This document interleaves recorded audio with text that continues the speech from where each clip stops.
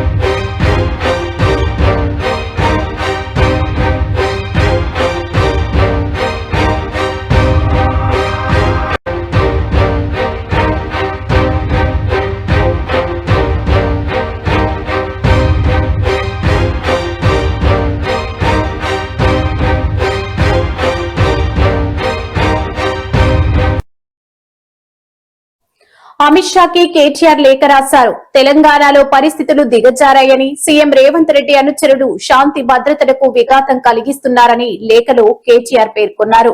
రేవంత్ రెడ్డి బినామీ company KLSR Infratech company పైన నమోదైన కేసులు విచారణ సందర్భంగా రాష్ట్ర ప్రభుత్వం ముఖ్యమంత్రి ఆదేశాల మేరకు సాక్ష్యాధారాలను తారుమారు చేసింది.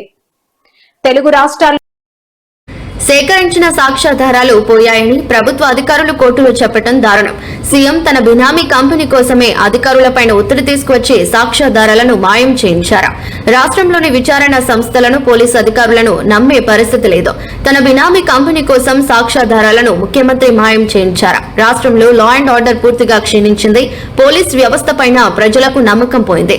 కేఎల్ఎస్ఆర్ కంపెనీ దివాలా తీసిన తర్వాత కూడా రేవంత్ రెడ్డి కాంట్రాక్టులు కేటాయిస్తున్నారు. ఆ సంస్థపై ఉన్న విచారణను అడ్డుకుంటున్నాడు. కేఎల్ఎస్ఆర్ కంపెనీ పైన ఉన్న ఆర్థిక పరమైన ఆరోపణలు, కేసులపైన పక్షపాతం లేకుండా, ఒత్తిడి లేకుండా నిష్పక్షిక విచారణ జరిగేలా చూడాలని విజ్ఞప్తి. ఇప్పటికే దివాలా ప్రక్రియ కొనసాగుతున్న కంపెనీ కోసం రేవంత్ రెడ్డి 2,500కు పైగా భారీ కాంట్రాక్టులను కేటాయించారు. కేఎల్ఎస్ఆర్ కంపెనీకి రేవంత్ రెడ్డికి ఉన్న అనుబంధం అందరికీ తెలుసు. కంపెనీ కోసం నేషనల్ లా ట్రిబ్యునల్ విచారణలో కూడా రేవంత్ రెడ్డి జోక్యం చేసుకున్నారన్న ఆరోపణలు ఉన్నాయి. ఇప్పటికే కేఎల్ఎస్ఆర్ కంపెనీ అంశంలో కేంద్ర ప్రభుత్వ ఏజెన్సీలు తగిన విచారణ చేసి నిజాలు నిగ్గు తేల్చాలని రాష్ట్ర ప్రభుత్వానికి సుప్రీంకోర్టు సూచించింది. ఏజెన్సీలతో సంపూర్ణ దర్యాప్తు చేయించండి అంటూ కేంద్ర మంత్రి అమిత్ షాతో పాటు లేఖాపత్రులను నిర్మలా సీతారామన్, ఆర్థిక శాఖ మంత్రి, కార్పొరేట్ గవర్నెన్స్ బాధ్యతలు నిర్వహిస్తున్న కేంద్ర మంత్రి పీయూష్ గోయల్ కి, న్యాయశాఖ మంత్రి అర్జున్ రామ్ మేఘ్వాల్ కి కూడా కేటీఆర్ పంపించారు.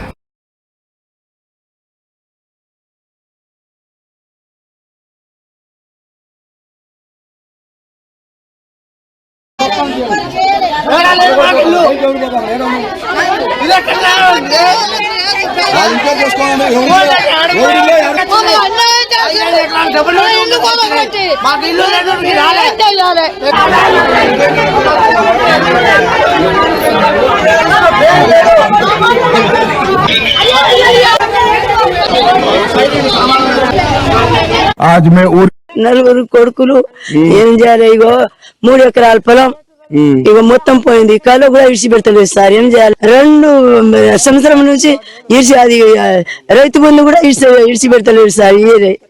ఒక్క రూపాయి కూడా ఇస్తలేదు సార్. ఏం చేయాలి? ఏం చేసి బతకాలి? పిల్లలకు ఏం చేసి బతకాలి? బర్రె తింటుంది. ఏం చేయాలి? నేనుందా ఇతని మీరు ఏం చేసుకోండి, నాకు పైసొద్దు. ఇక నా పిల్లలు 5 మంది పిల్లలకు ఇద్దరు కూడా అందుకు నేను మందు పోసుకొని ఆ చేను కానీ వస్తాను. నాది సార్ ఇప్పుడు ఎండిపోయినాయి. ఇప్పుడు 2 బోర్లు వేయించిన 3 లక్షలు పెట్టినా 3 లక్షలు పెట్టినా సరే అది అపసయ తీర్చలేదు. పూరగాళ్ళకి బర్రెలు సార్ మేపేది. మాకు నీళ్లు రానెత్తలేదు, ఏం లేదు, మాకు సహకారం ఏం లేదు.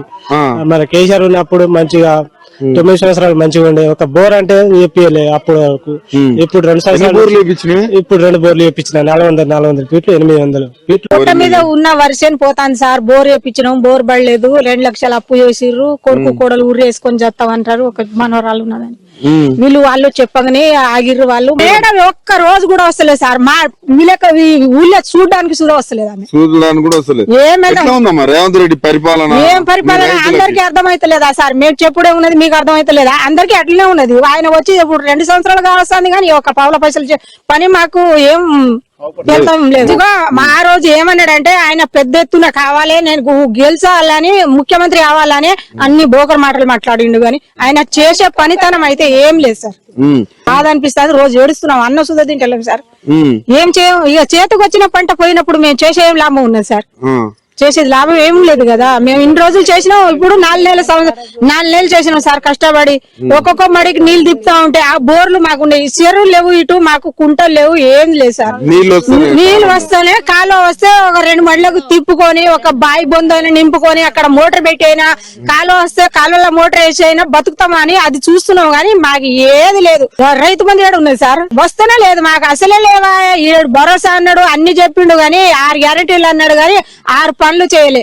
ఏ పని బయటికి రా. నాకైతే చాలా కోపం ఉంది. ఎందుకు ఇలా పనులు చేస్తున్నారు? ఇన్ని ఖాళీ స్పేసెస్ ఉన్నాక అక్కడ కట్టుకోవట్లేదు. కానీ ఇంత మంచి అపార్ట్మెంట్ ని కూలగొట్టేసి ఇంతమంది ఫ్యామిలీస్ రోడ్ మీద పడేసి ఇప్పుడు మేము ఓటేసుకునే కదా ఆయన ఇంత స్టేజ్కి వచ్చారు. అది కూడా మేము మంచి చేస్తారేమో మా అందరికీ అని ఓటేస్తాం. ఇలా చేస్తారంటే ఎవరు ఇవ్వకపోతుంది ఓటు. ఎంత రాంగ్ స్టెప్ తీసుకుంటున్నారంటే ఇప్పుడు మాకు ఎగ్జామ్స్ ఉన్నాయి. మా మమ్మీ వాళ్ళకి ఇంకా టెన్షన్ పెరుగుతుంది. అసలు ఇట్లాంటి ఐడియాస్ ఇవి అసలు ఎందుకు ఇలా చేస్తున్నారు? క్లీన్ చేయడానికి అవన్నీ కాదు కానీ ఫారెన్ వచ్చే వాళ్ళకి గాంధీ స్టాచ్యూ ఎవరు కట్టమన్నారు? ఇప్పుడు ఇంత మంచి అపార్ట్మెంట్. తెలుగు రాష్ట్రాల్లో సినిమా టికెట్ ధరల పెంపుపై నెలకొన్న సందిగ్ధతకు సుప్రీంకోర్టులో ఊరట లభించింది. టికెట్ ధరల పెంపు విషయంలో గతంలో తెలంగాణ హైకోర్టు ఇచ్చిన మధ్యంతర ఉత్తర్వులను సుప్రీంకోర్టు స్టే ఇస్తూ ఆదేశాలు జారీ చేసింది. అయితే సినిమా టికెట్ల రేట్లు పెంచుకోవాలంటే సదరు చిత్రం విడుదలకు కనీసం 90 రోజుల ముందే ప్రభుత్వం జీవో జారీ చేయాలని తెలంగాణ హైకోర్టు గతంలో మధ్యంతర ఉత్తర్వులు ఇచ్చింది. ఈ నిర్ణయం వల్ల పెద్ద సినిమాల విడుదలకు వాటి బడ్జెట్ రికవరీకి ఇబ్బందులు తలెత్తుతాయని చిత్ర పరిశ్రమ ఆందోళన వ్యక్తం చేసింది. హైకోర్టు ఇచ్చిన ఈ 90 రోజుల నిబంధనను సవాల్ చేస్తూ ప్రముఖ నిర్మాణ సంస్థ మైత్రి మూవీ మేకర్స్ సుప్రీంకోర్టులో పిటిషన్ దాఖలు చేసింది. దీనిపై విచారణ చేపట్టిన జస్టిస్ మహేశ్వరి, జస్టిస్ ఏఎస్ చంద్రశేఖర్లతో కూడిన ధర్మాసనం కీలక వ్యాఖ్యలు చేసింది. హైకోర్టు ఉత్తర్వులపై స్టే విధిస్తూ టికెట్ ధరల పెంపు విషయంలో ఇప్పటి వరకు అనుసరిస్తున్న పాత విధానాన్నే పాటించాలని స్పష్టం చేసింది. తాజాగా రేట్ల పెంపుపై సుప్రీంకోర్టు స్టే విధించడంతో పెద్ద సినిమాలు విడుదలైనప్పుడు ప్రభుత్వ అనుమతితో అప్పటికప్పుడు రేట్లు పెంచుకునే అవకాశం మళ్లీ లభించినట్లు అయింది. రూపాయలు పెంచుకునేందుకు అనుమతిచ్చింది ప్రభుత్వం. ఈ నెల 19న ఉస్తాద్ భగత్ సింగ్ సినిమా బెనిఫిట్ షోకు కూడా పర్మిషన్ ఇచ్చింది. బెనిఫిట్ షో టికెట్ ధర 500 రూపాయలుగా నిర్ణయించింది ఏపీ సర్కార్. ఉస్తాద్ భగత్ సింగ్ సినిమా ఈ నెల 19న థియేటర్స్ లోకి వస్తున్న నేపథ్యంలో ఏపీలో ఉస్తాద్ భగత్ సింగ్ సినిమా టికెట్ ధరల పెంపునకు ఏపీ ప్రభుత్వం గ్రీన్ సిగ్నల్ ఇచ్చింది. 10 రోజుల పాటు టికెట్ ధరలు పెంచుకునేందుకు ఏపీ ప్రభుత్వం అనుమతి ఇచ్చింది. సింగిల్ స్క్రీన్ థియేటర్లలో టికెట్ పై 100 రూపాయల పెంపునకు గ్రీన్ సిగ్నల్ ఇచ్చింది. మల్టీప్లెక్స్ లలో ఆ ధరను 125 రూపాయలు పెంచుకునేందుకు అనుమతినిచ్చింది ప్రభుత్వం. ఇక బెనిఫిట్ షోకి కూడా టికెట్ ధరను నిర్ణయిస్తూ ప్రభుత్వం ఉత్తర్వులు జారీ చేసింది. మరింత సమాచారం డిప్యూటీ ఏపీ ఇన్పుట్ జయరాజ్ అందిస్తారు. జయరాజ్, ఈ రోజు ప్రభుత్వం కొద్దిసేపటి క్రితమే ఉస్తాద్ భగత్ సింగ్ కు సంబంధించినటువంటి దానికి సంబంధించిన టికెట్ల ధరలు అదేవిధంగా బెనిఫిట్ షోకి సంబంధించినటువంటి జీవోని విడుదల చేసింది. దీనికి సంబంధించి మొత్తం చూస్తే ఉప ముఖ్యమంత్రి పవన్ కళ్యాణ్ నటించినటువంటి ఈ షోకి సంబంధించి బెనిఫిట్ షో ఈ నెల 19వ తారీఖున రిలీజ్ కాబోతా ఉంది. దీనికి సంబంధించినటువంటి ఉత్తర్వులు కొద్దిసేపటి క్రితం జారీ చేసింది ఏపీ ప్రభుత్వం. దీంట్లో మొత్తం బెనిఫిట్ షో తో పాటు మొత్తం దీనికి సంబంధించినటువంటి ఉత్తర్వులు వెలువడినటువంటి పరిస్థితి ఉంది. The person you are speaking.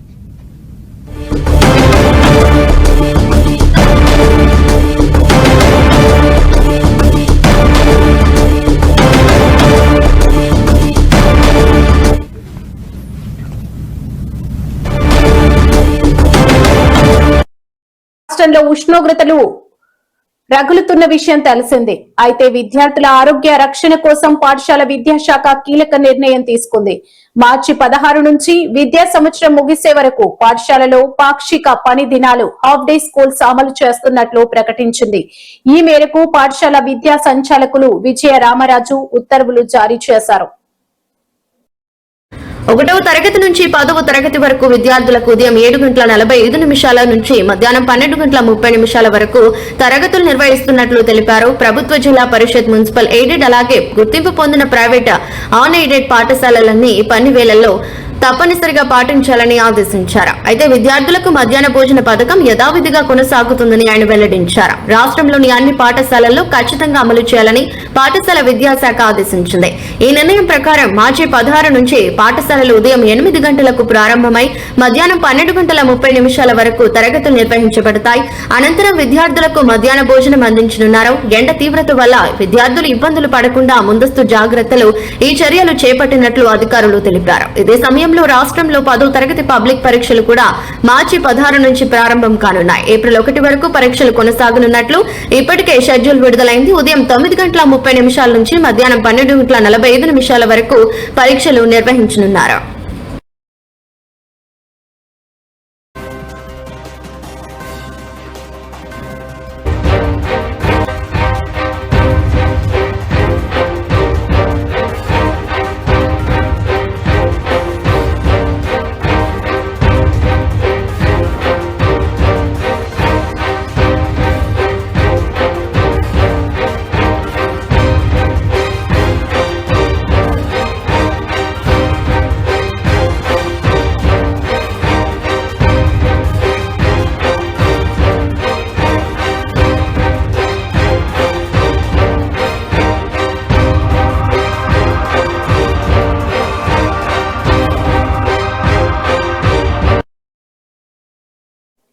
స్థానిక సంస్థల ఎన్నికలపై సీఎం చంద్రబాబు నాయుడు దృష్టి సారించారు. ఈ మేరకు ఆయన కీలక ప్రకటన చేశారు.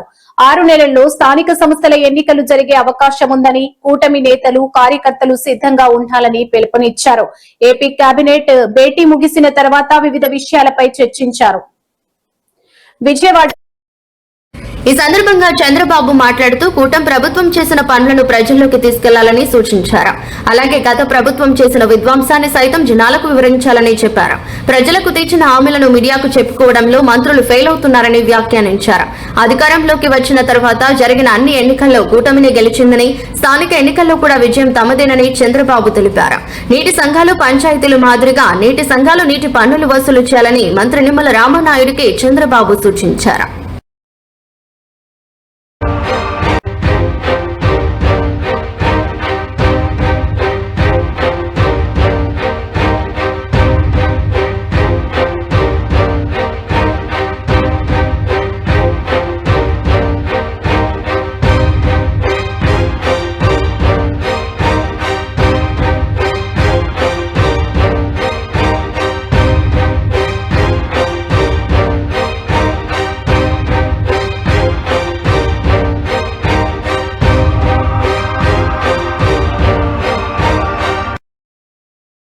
గ్యాస్ ఏజెన్సీల వద్ద ఉద్రిక్తత చోటు చేసుకుంది. సిలిండర్ల కోసం ప్రజలు పెద్ద ఎత్తున ఖాళీ సిలిండర్లతో క్యూ కట్టారు. సర్వర్లు పనిచేయకపోవడంతో గంటల తరబడి ఎదురు చూస్తున్నారు.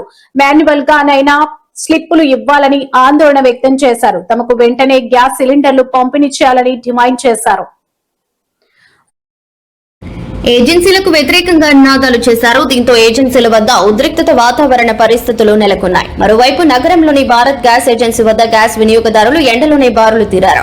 ఖాళీ సిలిండర్లతో ఉదయం నుంచే పడిగాపులు కాశారు. గ్యాస్ ఏజెన్సీ నిర్వాహకులు మాన్యువల్ గా స్లిప్పులు ఇవ్వడంతో ఫుల్ సిలిండర్లు తీసుకెళ్తున్నారు. కొంతమంది వినియోగదారుల ఫోన్లకు తాము గ్యాస్ బుక్ చేయకపోయినా బుకింగ్ అయినట్లు మెసేజ్లు రావడంతో ఏజెన్సీకి వెళ్లి వివరాలు అడిగారు. అయితే ఈ విషయానికి తమకు సంబంధం లేదని ఏజెన్సీ సిబ్బంది సమానం ఇస్తున్నారని కస్టమర్లు చెబుతున్నారు. గ్యాస్ సిలిండర్లు ప్రస్తుతం అందుబాటులో లేవని, ఏప్రిల్లో సరఫరా అవుతాయని అప్పటి వరకు వేచి ఉండాల్సిన ఏజెన్సీ సిబ్బంది చెబుతున్నారని ఆరోపిస్తున్నారు. ఈ పరిణామాలతో గ్యాస్ ఏజెన్సీ వద్ద వందలాది మంది కస్టమర్లు చేరుకుని ఆందోళన వ్యక్తం చేశారు. సిలిండర్ల కోసం పెద్ద ఎత్తున క్యూలు కనిపించాయి. మరోవైపు కస్టమర్ల పేర్లతో గ్యాస్ సిలిండర్లు బుక్ చేసి వాటిని బ్లాక్ మార్కెట్ లో అమ్ముతున్నారని కొంతమంది వినియోగదారులు ఏజెన్సీపై ఆరోపణలు చేస్తున్నారు. ఈ ఘటనపై అధికారులు దర్యాప్తు చేసి చర్యలు తీసుకోవాలని ప్రజలు కోరుతున్నారు.